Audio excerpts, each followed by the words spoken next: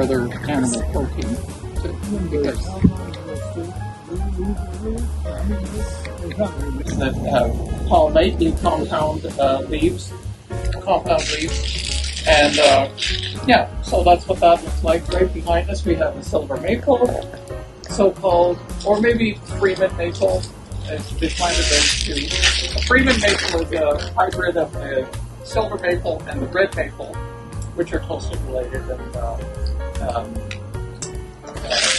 there's a natural hybrid. Along here, we've got mostly willows with the very small leaves.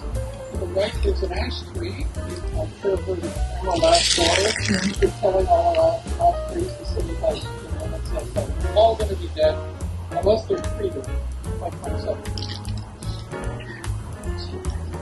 That is being bred to resist Dutch elm disease because it's being planted, and I don't think the city would have planted. Like, I'm guessing it's 25 years old, maybe.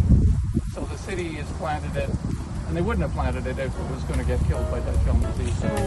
So it was an offense to cut down one of these. Only the Royal Navy was allowed to cut these down.